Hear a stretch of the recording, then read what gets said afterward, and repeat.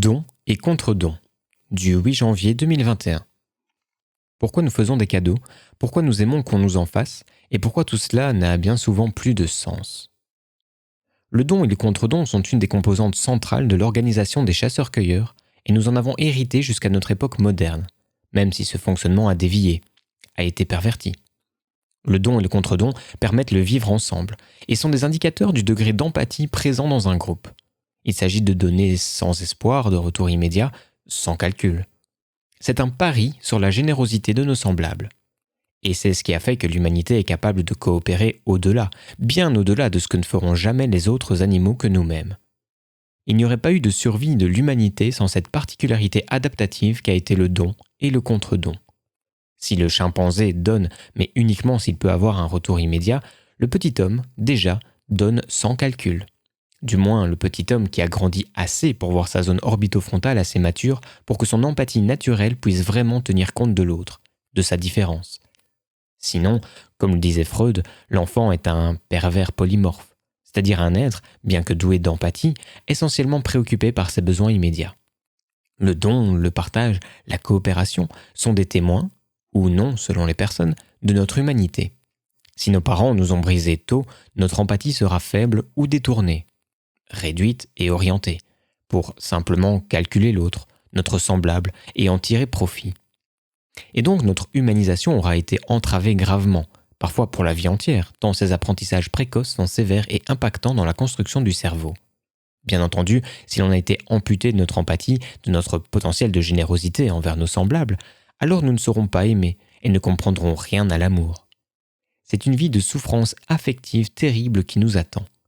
Et notre frustration et incompréhension de phénomènes pourtant essentiels à notre humanité nous rendra, dans un cercle vicieux, encore plus enclins à vouloir faire du mal, à vouloir utiliser les autres pour en tirer profit. Ne pouvant entrevoir les autres comme des êtres, nous les concevons uniquement comme des choses, sous un vernis social destiné à sauver les apparences. Ainsi, dans une société saine, c'est comme cela que cela fonctionne. Nous donnons en jouissant seulement de donner, pour répondre, du plus profond de nous-mêmes, à une programmation spécifique à notre espèce, bâtie sur des millions d'années. Nous tirons un plaisir du don, sans calcul. Celui qui n'a jamais éprouvé cela, et, suite à un travail sur soi, se met un jour à le ressentir, se sent soudain tellement plus humain.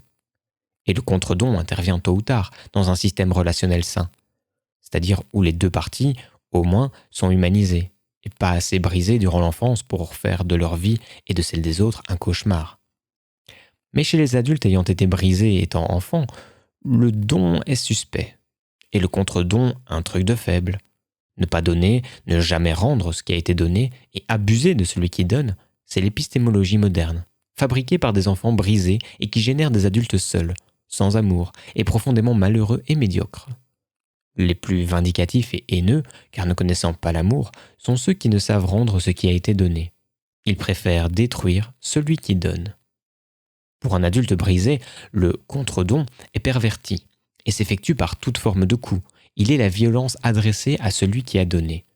L'enfant abîmé par ses parents ne sait plus ce qu'est un moment donateur.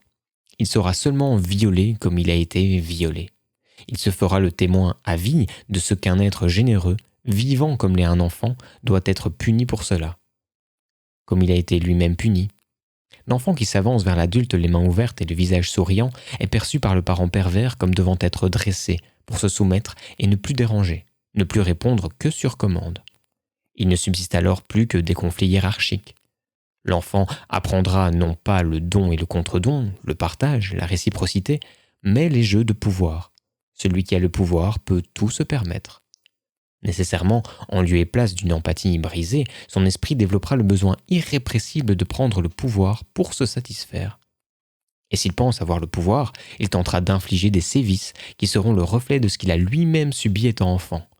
Isoler, humilier, briser, salir, détruire, violer l'autre de manière réelle ou symbolique.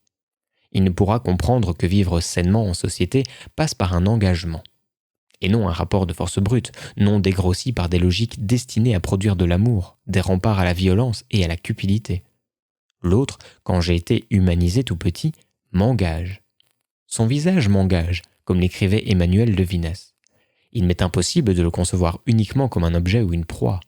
Si je conçois l'autre comme un objet, à acheter, voler, posséder, détruire, c'est que j'ai moi-même été considéré comme un objet étant petit. L'objet est le non-humain. J'ai été déshumanisé.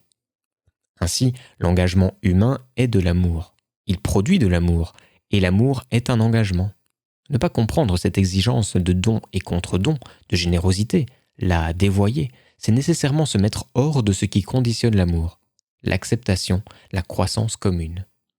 Si la règle apprise est de soumettre ou d'être soumis, alors l'individu validera constamment ce modèle, en s'éloignant toujours plus de la réciprocité, qui est le fondement de l'amour et de la croissance personnelle. Nous vivons dans un monde d'enfants brisés par des parents nihilistes, ce qui, dans ce monde confortable, pourtant susceptible de nous rendre plus heureux, produit une souffrance sociale et affective immense. Ces fameux zombies affamés de chair humaine, des êtres sans âme, avides de dévorer leurs semblables, qui sont si populaires de nos jours, ne le sont pas pour rien. Ils imagent une réalité psychique, une réalité sociale. L'humain perd son humanité. Le don et contre-don sont oubliés ou dévoyés. Il ne reste que l'exigence de recevoir. Donne-moi ta chair, que je la dévore, et je ferai de toi un excrément.